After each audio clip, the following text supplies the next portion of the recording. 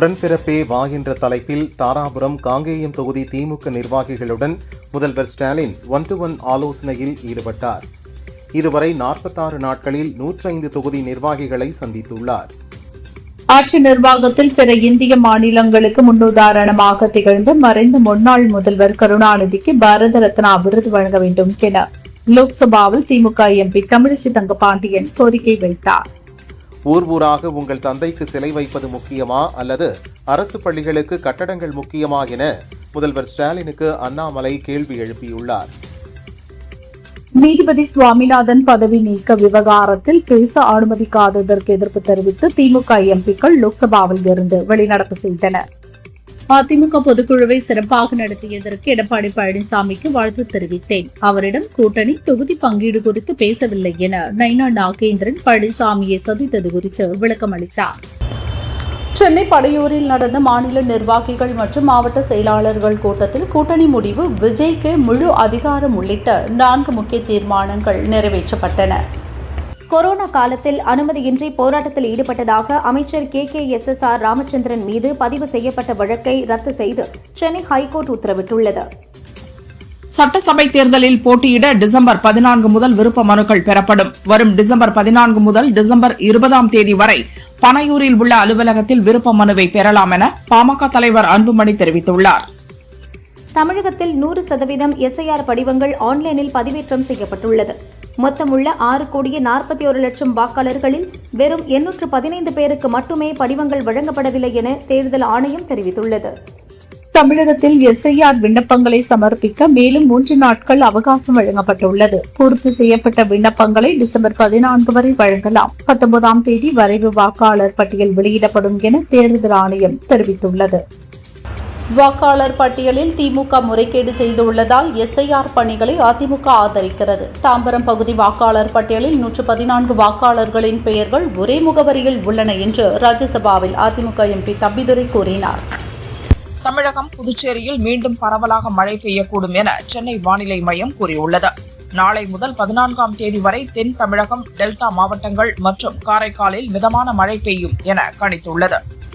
சுப்பிரமணிய பாரதியாரின் 143வது பிறந்த நாளை ஒட்டி அதிமுக பொதுச் செயலாளர் பழனிசாமி, மத்திய அமைச்சர் அமித்ஷா, அண்ணாமலை, கமல்ஹாசன் ஆகியோர் வாழ்த்து தெரிவித்துள்ளனர். இந்தியாவின் கலாச்சார தேசிய உணர்வை ஒளிரச் செய்தார் சுப்பிரமணிய பாரதியார். தமிழ் இலக்கியத்தை செழுமைப்படுத்துவதில் அவர் ஆற்றிய பங்களிப்புகளும் ஒப்பில்லாதவை என பாரதியாரின் பிறந்த நாளை ஒட்டி பிரதமர் மோடி தமிழில் வாழ்த்து தெரிவித்துள்ளார். சிந்தனை, சொல், செயல் என அனைத்திலும் புதுமையை நோக்கி விரைந்து தமிழ் சமூகத்துக்கு புதுநெறி காட்டிய புலவன் பாரதியின் பெருமையை 8 திக்கும் கொண்டு சேர்ப்போம் என முதல்வர் ஸ்டாலின் கூறினார். பாரதியார் இப்போது இருந்திருந்தால் பிரதமர் மோடிக்கும் ஒரு வாழ்த்து பாடல் பாடியிருப்பார் என்கிறார் தமிழிசை சவுந்தரராஜன். பிரதமர் தேசியத்தையும் தெய்வீகத்தையும் முன்னெடுத்துக் கொண்டிருப்பதாக கூறினார். SIR தொடர்பாக நான் கேட்ட கேள்விக்கு அமித்ஷாவிடமிருந்து பதில் இல்லை என தெரிவித்த ராகுல், அவர் பார்லிமெண்டில் பேசும்போது கை நடுங்குவது ஏன்? அமித்ஷா மன அழுத்தத்தில் இருக்கிறார் என்றார். பார்லிமெண்டில் மோடியும் அமித்ஷாவும் பேசிக் கொண்டிருக்கும் பொழுது ராகுல் வெளியேறும் பழக்கத்தை கைவிட வேண்டும். அமித்ஷாவின் பேச்சால் முழு நேரு குடும்பமும் குழப்பத்தில் மூழ்கியுள்ளது என மத்திய அமைச்சர் கிரிராஜ் சிங் தெரிவித்துள்ளார். விமானங்கள் ரத்தால் பல மணி நேரம் விமான நிலையங்களில் காத்திருந்த பயணிகளுக்கு 10,000 ரூபாய் வவுச்சர் தரப்படும் என இண்டிகோ நிறுவனம் சலுகை அறிவித்துள்ளது. பாரதிய ஜனதா மாநில தலைவர் நைனா நாகேந்திரன் வரும் 14ஆம் தேதி டெல்லி செல்கிறார். இந்நிலையில் அதிமுக பொதுச் செயலாளர் எடப்பாடி பழனிசாமியை நயினார் நாகேந்திரன் சந்தித்து ஆலோசனை நடத்தினார். நேற்று வந்த காலம்லாம் இப்ப முளைச்ச காலம்லாம் இப்ப இதை அழிக்கின்றோம் என்று சொல்லுகிற தகுதி இல்லாதவர்கள். நேற்று பெய்த மழையில் முளைத்த காளான் என தாவேக்கா குறித்து அமைச்சர் MRK பன்னீர்செல்வம் விமர்சித்துள்ளார். செட்டிலே நடித்து, செட்டிலே வாழ்ந்து, செட்டிலே முதல்வர் ஆகுவேன் என தாவேக்கா சொல்லி வருவதாக கூறினார். அறிவாலயம் வந்தாலே கூட்டணி தொடர்பான பேச்சுவார்த்தைக்காகத்தான் வருவோம் என்று எண்ண வேண்டாம், மக்கள் சார்ந்த கோரிக்கைக்காகவும் வருவோம் என CBI முன்னாள் மாநில செயலாளர் முத்தரசன் தெரிவித்தார். பாமக சார்பில் நடக்க உள்ள ஜாதிவாரி கணக்கெடுப்பு போராட்டத்தில் விஜய் கலந்து கொள்ள அன்புமணி தரப்பு வக்கீல் பாலு பனையூரில் உள்ள தாவேக்கா அலுவலகத்தில் பொதுச் செயலாளர் ஆனந்திடம் அழைப்பு கடிதத்தை வழங்கினார். 2026 சட்டசபை தேர்தலில் அதிமுக கூட்டணி 210 தொகுதிகளில் வெற்றியடைய வாய்ப்பு கிடையாது. மீதமுள்ள 24 தொகுதிகளில் வேண்டுமானால் வாய்ப்பு இருக்கலாம் என அமைச்சர் பெரியசாமி தெரிவித்தார். சென்னை அறிவாலயத்தில் முதல்வர் ஸ்டாலினை சந்தித்த இந்திய கம்யூனிஸ்ட் கட்சியினர் கட்சியின் ஆண்டு விழாவில் பங்கேற்க அழைப்பு விடுத்தனர். AI ஆராய்ச்சி மற்றும் மேம்பாட்டு பணிகளுக்கு மத்திய அரசு அதிக நிதி ஒதுக்கவும், தொழில்துறையினருக்கும் AI ஆராய்ச்சி பணிகளுக்கும் நிதி உதவி அளிக்க வேண்டும் எனவும் அமைச்சர் TRB ராஜா வலியுறுத்தியுள்ளார். ஆட்சிக்கு வந்தவுடன் 10,000 பள்ளிகளுக்கு புதிய கட்டடம் கட்டிக் கொடுப்போம் என்று பொய்யான வாக்குறுதி கொடுத்த திமுக ஆட்சி முடிய போகும் தருணத்திலும் கூட எந்த மாவட்டத்தில் எத்தனை பள்ளிகளுக்கு கட்டடங்கள் கட்டியுள்ளார்கள் என்பதை கூற மறுத்து வருகிறார்கள் என அண்ணாமலை குற்றம் சாட்டியுள்ளார். இந்தியா கூட்டணி எம்பிக்கள் நீதிபதி சுவாமிநாதனுக்கு எதிராக ஜனாதிபதி திரௌபதி முர்முவிடம் புகார் அளித்தனர். சுவாமிநாதனின் நடவடிக்கைகள் நீதிபதி பதவிக்கு ஏற்றதாக இல்லை என கூறினர். புதுச்சேரியில் போலி மருந்து விவகாரத்தில் முதல்வர், அமைச்சர்கள் கூண்டோடு ராஜினாமா செய்ய வேண்டும் என முன்னாள் முதல்வர் நாராயணசாமி வலியுறுத்தியுள்ளார். இடைநிலை ஆசிரியர்களின் கோரிக்கைகளை தமிழக அரசு தாமதமின்றி உடனே நிறைவேற்ற வேண்டும் என பாமக தலைவர் ராமதாஸ் வலியுறுத்தியுள்ளார். ஜூனியர் உலகக்கோப்பை ஹாக்கி போட்டியில் வெற்றி பெற்ற ஜெர்மனி அணிக்கு முதல்வர் ஸ்டாலின் வாழ்த்து தெரிவித்துள்ளார். வெள்ளிப் பதக்கம் வென்ற ஸ்பெயின், வெண்கலம் வென்ற இந்திய அணியையும் ஸ்டாலின் வாழ்த்தியுள்ளார். தவிகாவில் இணைந்த பிறகு செங்கோட்டையனும் நாஞ்சில் சம்பத்தும் நேரில் சந்தித்து நலம் விசாரித்துக் கொண்டனர். சந்திப்புக்கு பின் விமர்சனங்களால் வளர்த்தவன் கனவுகளோடு களத்துக்கு வருகிறேன் என நாஞ்சில் சம்பத் கூறினார். வரும் சட்டசபை தேர்தலில் அதிமுக சார்பில் போட்டியிட விரும்புபவர்கள் வரும் 15ஆம் தேதி முதல் 23ஆம் தேதி வரை விருப்ப மனு வழங்கலாம் என அதிமுக தலைமை அறிவித்துள்ளது. அரசு பள்ளிகளில் மாணவர் எண்ணிக்கை கடந்த 2 ஆண்டுகளில் 5,31,000 குறைந்துள்ளது. அரசு பள்ளிகளை சீரழித்தது மட்டும்தான் திமுகவின் சாதனை. இதை திமுக அரசால் சரி செய்ய முடியாது என அன்புமணி கூறியுள்ளார். தவேக தலைவர் விஜயின் முன்னாள் மேலாளரும் கலப்பை மக்கள் இயக்க தலைவருமான PT செல்வகுமார் முதல்வர் ஸ்டாலின் முன்னிலையில் இன்று திமுகவில் இணைந்தார். மத வேறுபாடு போன்ற மடமையே கொளுத்த வேண்டும் என்பதைதான் பாரதி பாடியுள்ளார். பாஜகவினர் போன்ற கொடுமைக்காரர்களை பார்த்தால் பாரதி அழுது விடுவார். இவர்களை பாடவும் மாட்டார், பாராட்டவும் மாட்டார் என தமிழிசை கூறிய கருத்துக்கு அமைச்சர் மனோ தங்கராஜ் பதிலடி கொடுத்துள்ளார். ஒவ்வொரு காலகட்டத்திலும் ஒருவர் கிளம்பி வந்து திமுகவை ஒழிப்பேன் என சொல்கின்றனர். ஆனால் எந்த காலத்திலும் யாராலும் திமுகவை வீழ்த்திவிட முடியாது, அவர்கள்தான் விழுந்து போவார்கள் என புதுச்சேரியில் திமுகவை விஜய் விமர்சித்தது குறித்த கேள்விக்கு செந்தில் பாலாஜி பதிலடி கொடுத்துள்ளார். ONGC தளவாடங்களை சேதப்படுத்தியதாக பதிவு செய்யப்பட்ட வழக்கில் 13 ஆண்டு சிறை தண்டனை விதிக்கப்பட்டு சிறையில் அடைக்கப்பட்ட PR பாண்டியன் சென்னை ஹைகோர்ட்டில் மேல்முறையீடு செய்துள்ளார். இதில் தண்டனையை நிறுத்தி வைத்து ஜாமீன் வழங்க கோரிக்கை வைக்கப்பட்டுள்ளது. ஐநா சுற்றுச்சூழல் அமைப்பின் சாம்பியன்ஸ் ஆஃப் த எர்த் விருது பெற்ற சுப்ரியா சாஹுக்கு முதல்வர் ஸ்டாலின் வாழ்த்து தெரிவித்துள்ளார். இந்த விருது அவரது பணிகள் தொடர ஊக்கமாக அமையும், தமிழகம் பெருமை கொள்கிறது என அவர் வாழ்த்தினார். சூரியனின் வெளிப்புற வளிமண்டலத்தை ஆய்வு செய்ய கடந்த 2023ஆம் ஆண்டு செப்டம்பரில் விண்ணில் ஏவப்பட்ட இஸ்ரோவின் ஆதித்யா L1 விண்கலம் சக்தி வாய்ந்த சூரிய புயல்களை கண்டுபிடித்து துல்லியமான காந்தப்புல தரவுகளை அனுப்பியுள்ளது. இந்தியாவின் குஜராத் மாநிலம் கட்ச் மாவட்டத்தை ஒட்டிய கடல் எல்லைக்குள் அனுமதியின்றி வந்த பாகிஸ்தான் மீனவர்கள் 11 பேரை கடலோர காவல் படையினர் கைது செய்தனர். கேரளாவில் இன்று 2ஆம் கட்டமாக நடக்கும் உள்ளாட்சி தேர்தலில் அம்மாநில முதல்வர் பினராயி விஜயன் தனது குடும்பத்துடன் கண்ணூர் மாவட்டத்தில் ஓட்டளித்தார். மணிப்பூரில் கலவரத்தை தொடர்ந்து கடந்த பிப்ரவரி மாதம் முதல் ஜனாதிபதி ஆட்சி நடந்து வருகிறது. இந்நிலையில் 2 நாள் பயணமாக ஜனாதிபதி திரௌபதி முர்மு மணிப்பூர் தலைநகர் இம்பாலுக்கு சென்றுள்ளார். SIR விவகாரத்தில் புதிதாக எந்த வழக்குகளும் அனுமதிக்கப்படாது. இம்மாதம் வாதங்களை முடித்து ஜனவரி இறுதியில் தீர்ப்பு வழங்கப்படும் என சுப்ரீம் கோர்ட் தலைமை நீதிபதி சூரியகாந்த் அறிவித்துள்ளார். நாட்டின் கடற்கரைகளை மத்திய அரசு அளவீடு செய்தது குறித்து அமைச்சர் ஜிதேந்திர சிங் பார்லிமென்டில் விளக்கம் அளித்தார்.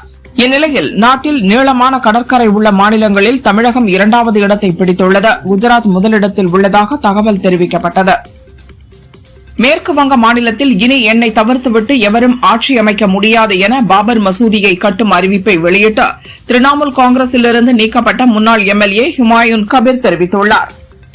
இந்தியாவின் விண்வெளி துறையில் மனித விண்வெளி பயண திறன்களை விரிவுபடுத்தி வருவதால் ஏராளமான வேலைவாய்ப்புகள் உருவாகும் என இந்திய விண்வெளி வீரர் சுபான்ஷு சுக்லா தெரிவித்தார். ஆதாரில் பெயர் மாற்றத்திற்கான ஆவணமாக இனி பான் கார்டை ஏற்றுக்கொள்ள முடியாது என இந்திய தனித்துவ அடையாள ஆணையம் அறிவித்துள்ளது. இந்தியா இஸ்ரேல் இடையேயான ஒத்துழைப்பை மேலும் வலுப்படுத்துவது, பயங்கரவாதத்திற்கு எதிரான பூஜ்ய சகிப்புத்தன்மை குறித்து அந்நாட்டு பிரதமர் நெதன்யாகுவிடம் பேசியதாக பிரதமர் மோடி தெரிவித்தார். ஸ்ரீபுரம் ஸ்ரீ நாராயணி பீடம் தங்க கோயிலில் கட்டப்பட்டுள்ள தியான மண்டபத்தை திறந்து வைக்க ஜனாதிபதி திரௌபதி முர்மு வரும் 17ஆம் தேதி வேலூர் வருகிறார். அவரது வருகையை ஒட்டி வேலூரில் பாதுகாப்பு பணிகள் தீவிரப்படுத்தப்பட்டுள்ளது. லோக்சபாவில் நேற்று நடந்த விவாதத்தில் மத்திய உள்துறை அமைச்சர் அமித்ஷாவின் உரையை அருமையான பேச்சு என பிரதமர் மோடி பாராட்டியுள்ளார். அவரது பேச்சு அரசின் நிலைப்பாட்டை தெளிவாக வெளிப்படுத்தியது என பிரதமர் மோடி தெரிவித்தார். மண்டல கால பூஜைக்காக சபரிமலையில் பக்தர்கள் கூட்டம் மீண்டும் அதிகரித்துள்ளதால் மதியம் மற்றும் இரவில் கோயில் நடை திறந்திருக்கும் நேரம் நீட்டிக்கப்பட்டுள்ளது. திருப்பரங்குன்றம் மலை உச்சியில் சேவல் கொடி ஏற்ற கோரி பாரத இந்து எழுச்சி முன்னணியினர் பேரணியாக சென்று கோயில் அலுவலகத்தில் மனு அளித்தனர். திருப்பதியில் ஆழ்வார் திருமஞ்சனம், வைகுண்ட ஏகாதசி, சொர்க்கவாசல் திறப்பு, ரத சப்தமி போன்ற முக்கிய நாட்களில் VIP தரிசனத்திற்காக சிபாரிசு கடிதங்கள் முற்றிலுமாக ரத்து செய்யப்படுவதாக திருப்பதி தேவஸ்தானம் அறிவித்துள்ளது. திருச்சி உறையூர் கமலவல்லி நாச்சியார் கோயிலில் டோலோற்சவம் எனப்படும் ஊஞ்சல் உற்சவம் விமரிசையாக நடந்தது. தமிழகத்தில் ரேஷன் அட்டைதாரர்கள் ஒரே நாளில் பெயர் நீக்கம், சேர்ப்பு மற்றும் முகவரி மாற்றம் போன்ற திருத்தங்களை மேற்கொள்ளும் வகையில் வரும் 13ஆம் தேதி மாநிலம் முழுவதும் சிறப்பு ரேஷன் அட்டை குறைதீர் முகாம் நடைபெறுகிறது.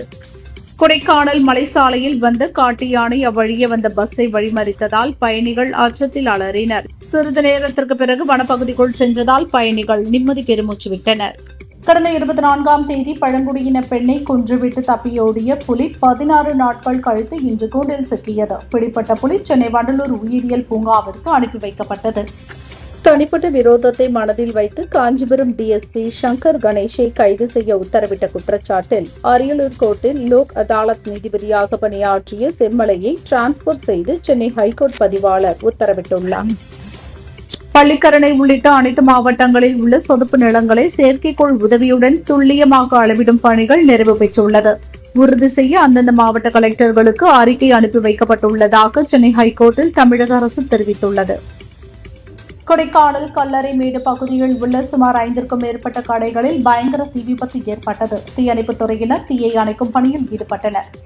திருச்சியிலிருந்து இலங்கைக்கு 140 பயணிகளுடன் புறப்பட இருந்த இண்டிகோ விமானம் இயந்திர கோளாறு காரணமாக பயணம் ரத்து செய்யப்பட்டுள்ளது. திருநெல்வேலி திசையன்விளை ஆயன் குளத்தில் உள்ள அதிசய கிணறு என அழைக்கப்படும் கிணறு கருமினியாறு கால்வாய் வழியாக திறக்கப்பட்டு 100 கன அடி நீரையும் உள்வாங்கி வருகிறது. சென்னை மாவட்டத்தில் வடகிழக்கு பருவமழை தற்போது வரை இயல்பை விட 2% குறைவாக பெய்துள்ளதாக வானிலை ஆய்வு மையம் தெரிவித்துள்ளது. இயல்பாக 731.9 மில்லிமீட்டர் மழை பொழியும். ஆனால் தற்போது வரை 715.1 மில்லிமீட்டர் மழை பதிவாகியுள்ளது. AK-47 ராக்கெட் லாஞ்சர் உள்ளிட்ட பயங்கர ஆயுதங்களை வைத்திருந்த வழக்கில் கைதான பணங்காட்டு படை கட்சியின் நிறுவன தலைவர் ராக்கெட் ராஜா தென்காசி கோர்ட்டில் ஆஜரானார். பாரதியார் என்று இருந்திருந்தால் பிரதமர் மோடியை வாழ்த்தி பாடல் பாடியிருப்பார். 2026இல் தேஜா கூட்டணி வென்ற பிறகு பாரதியாரை கொண்டாடி அரசு விழா நடத்தப்படும் என தமிழிசை சவுந்தரராஜன் கூறினார். இந்திய விண்வெளி நிலையம் பிரதமர் மோடியின் கனவு திட்டமாகும். 5 தொகுதிகளாக அமைக்கப்படும் இந்த நிலையத்தின் முதல் தொகுதி 2028இல் விண்ணுக்கு அனுப்பப்படும் என இஸ்ரோ தலைவர் நாராயணன் தெரிவித்தார். திண்டுக்கல் மாவட்டத்தில் சின்னழகு நாயக்கனூர், சிங்காரக்கோட்டை ஆகிய 2 ஊராட்சிகள் புதியதாக உருவாக்கப்பட்டு மொத்த ஊராட்சிகளின் எண்ணிக்கை 308 ஆனது. கோவா நைட் கிளப்பில் தீ விபத்துக்குள்ளாகி 25 பேர் பலியான வழக்கில் கேளிக்கை விடுதி உரிமையாளர்கள் சௌரவ் லூத்ரா மற்றும் கௌரவ் லூத்ரா ஆகியோரை போலீசார் தாய்லாந்தில் கைது செய்தனர். பொது நிதியை மோசடி செய்த வழக்கு தொடர்பாக அனில் அம்பானி நிறுவனத்தின் 13 வங்கிக் கணக்குகளையும் அதில் இருந்த ரூபாய் 54.82 கோடி பணத்தையும் அமலாக்கத்துறை முடக்கியுள்ளது. சென்னை எழும்பூர் ரயில் நிலையத்தில் மறுசீரமைப்பு பணிகள் நடந்து வருவதால் தென் மாவட்டங்களிலிருந்து இயக்கப்படும் அனந்தபுரி ராமேஸ்வரம் எக்ஸ்பிரஸ் ரயில்கள் வரும் 15ஆம் தேதி முதல் 2026 பிப்ரவரி 3ஆம் தேதி வரை தாம்பரத்துடன் நிறுத்தப்படும் என அறிவிக்கப்பட்டுள்ளது. கோவையில் முதல்வரால் திறக்கப்பட்ட செம்மொழி பூங்கா இன்று முதல் மக்கள் பயன்பாட்டிற்கு திறக்கப்படுகிறது. பெரியவர்களுக்கு 15 ரூபாய், சிறியவர்களுக்கு 5 ரூபாய் என கட்டணம் நிர்ணயிக்கப்பட்டுள்ளது. தங்கம் விலை இன்று சவரனுக்கு ரூபாய் 160 உயர்ந்து ஒரு சவரன் ரூபாய் 96,400க்கும், கிராமுக்கு ரூபாய் 20 உயர்ந்து 1 கிராம் ரூபாய் 12,050க்கும் விற்பனையாகிறது. வெள்ளி கிராமுக்கு 2 ரூபாய் உயர்ந்து 1 கிராம் ரூபாய் 209க்கு விற்பனை செய்யப்படுகிறது. இலங்கையின் தெற்கு பகுதியில் நிலை கொண்டிருக்கும் காற்று சுழற்சி மற்றும் தமிழகத்தின் மேற்கு பகுதியில் நிலை கொண்ட சுழற்சியின் காரணமாக தமிழகத்தில் வரும் 23ஆம் தேதி வரை கடும் குளிர் நீடிக்கும் என வானிலை ஆய்வு மையம் தெரிவித்துள்ளது. சென்னை விமான நிலையத்தில் 10வது நாளாக இன்று 36 இண்டிகோ விமானங்கள் ரத்து செய்யப்பட்டுள்ளன. நேற்று 70 விமானங்கள் ரத்து செய்யப்பட்ட நிலையில் இன்று பாதியாக குறைந்துள்ளது. +2 பொதுத் தேர்வு எழுதும் மாணவர்களிடம் தேர்வு கட்டணத்தை வரும் 19ஆம் தேதிக்குள் பெற வேண்டும் என முதன்மை கல்வி அலுவலர்களுக்கு தேர்வுத்துறை உத்தரவிட்டுள்ளது. கிருஷ்ணகிரி மாவட்டம் கர்த்தாரப்பட்டி சுங்கச்சாவடி அருகே டாடா நிறுவன தொழிலாளர்கள் பஸ் மீது பின்னால் வந்த டேங்கர் லாரி மோதியதில் ஒருவர் உயிரிழந்தார். 15க்கும் மேற்பட்டோர் காயமடைந்தனர். கனிமவள கொள்ளையை தடுப்பதில் மாநில அரசின் செயல்பாடுகள் திருப்தி அளிக்கவில்லை என சென்னை ஹைகோர்ட் தெரிவித்துள்ளது. இதுவரை எடுக்கப்பட்ட நடவடிக்கைகள் குறித்து அறிக்கை தாக்கல் செய்ய தமிழக அரசுக்கு உத்தரவிட்டுள்ளது. லோக்சபாவில் பாரதியாரை பிரதமர் மோடி புகழ்ந்து பேசியது தமிழகத்திற்கு பெருமை என பாரதியின் எள்ளுப்பேரன் நிரஞ்சன் பாரதி பெருமிதத்துடன் கூறினார். டெல்லியில் செல்லாத ரூபாய் 3.5 கோடிக்கும் அதிகமான ரூபாய் நோட்டுகளை பறிமுதல் செய்த போலீசார் 4 பேரை கைது செய்தனர். மதுரை கே. புளியங்குளம் கிராம உதவியாளராக பணிபுரியும் பாண்டி என்பவர் தனது வருமானத்தை மீறி ரூபாய் 67.25 கோடிக்கு சொத்து சேர்த்ததாக வந்த புகாரை தொடர்ந்து லஞ்ச ஒழிப்பு போலீசார் வழக்கு பதிவு செய்து விசாரித்து வருகின்றனர். பெரம்பலூர் 4 ரோடு பகுதியில் உள்ள சூப்பர் மார்க்கெட் கடையில் மேற்கூரையை உடைத்து உள்ளே சென்ற மர்ம நபர்கள் 4,50,000 ரூபாய் மதிப்பிலான ரொக்கம் மற்றும் வெள்ளிக்காசுகளை திருடிச் சென்றனர். பெரம்பலூர் நகர போலீசார் விசாரிக்கின்றனர். வங்கதேசத்தில் பிப்ரவரி 12ஆம் தேதி பொது தேர்தல் நடைபெறும் என அறிவிக்கப்பட்டுள்ளது. மாணவர் புரட்சியால் ஆகஸ்ட் 5ஆம் தேதி ஷேக் ஹசீனாவின் ஆட்சி கவிழ்ந்தது. இடைக்கால அரசின் தலைவராக பொருளாதார நிபுணர் முகமது யூனிஸ் நியமிக்கப்பட்டார். ரஷ்ய அதிபர் புட்டினுடனான சந்திப்பிற்கு பிறகு இஸ்ரேல் பிரதமர் பெஞ்சமின் நெதன்யாகு மற்றும் பிரதமர் மோடி இடையே முக்கிய சந்திப்பு நடைபெற இருப்பதாக இஸ்ரேல் அறிவித்துள்ளது. சீனாவின் குவாண்டங் மாகாணத்தில் உள்ள குடியிருப்பு கட்டடம் ஒன்றில் திடீரென தீ விபத்து ஏற்பட்டது. இதில் 12 பேர் உடல் கருகி பலியானார்கள். தீ விபத்திற்கான காரணம் குறித்து விசாரிக்கப்படுகிறது. கனடாவைச் சேர்ந்த ஆற்றல் கேபிட்டல் நிறுவனம் வெளியிட்டுள்ள உலகின் சக்தி வாய்ந்த பாஸ்போர்ட் பட்டியலில் தொடர்ந்து 7வது ஆண்டாக UAE முதலிடத்தை பிடித்துள்ளது. இந்த பட்டியலில் இந்தியாவுக்கு 67வது இடம் கிடைத்துள்ளது. அமெரிக்காவில் வசிக்கவும் வேலை பார்க்கவும் $1 மில்லியன் கோல்ட் கார்டு விசாவை அந்நாட்டு அதிபர் டிரம்ப் அறிமுகப்படுத்தினார். இந்த விசா கிரீன் கார்டை விட பெரிய நன்மைகளை கொண்டது என்றார்.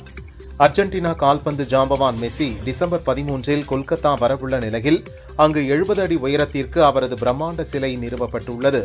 சென்னையில் நடைபெற்ற உலகக்கோப்பை ஜூனியர் ஹாக்கி போட்டியில் அர்ஜென்டினாவை 4-2 என்ற கோல் கணக்கில் வீழ்த்தி இந்திய அணி வெண்கலம் வென்றது.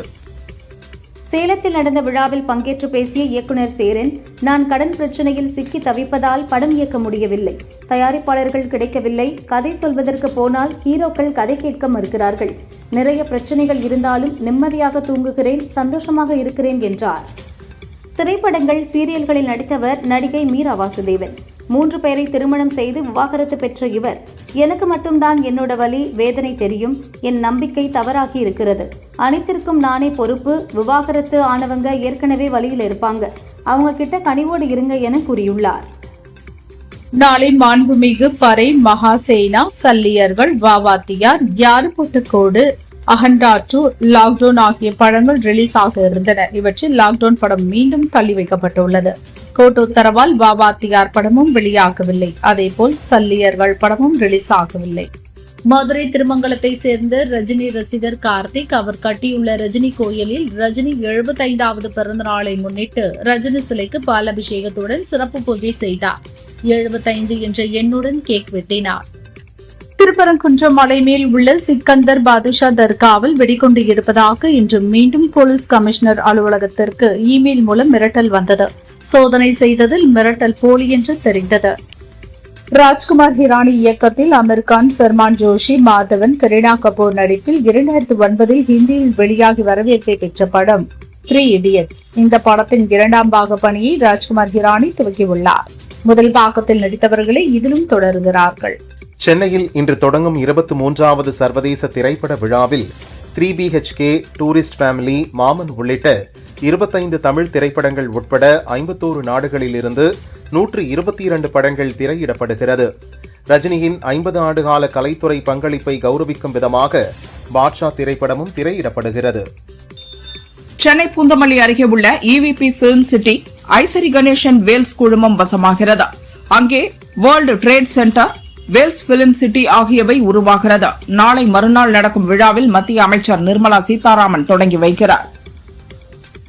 சமூக வலைதளத்தில் மார்பிங் புகைப்படங்கள் வெளியான நிலையில் பெண்கள் அடங்கி போக வேண்டும் என்ற எண்ணம் ஆணாதிக்க சமூகத்தில் உள்ளது.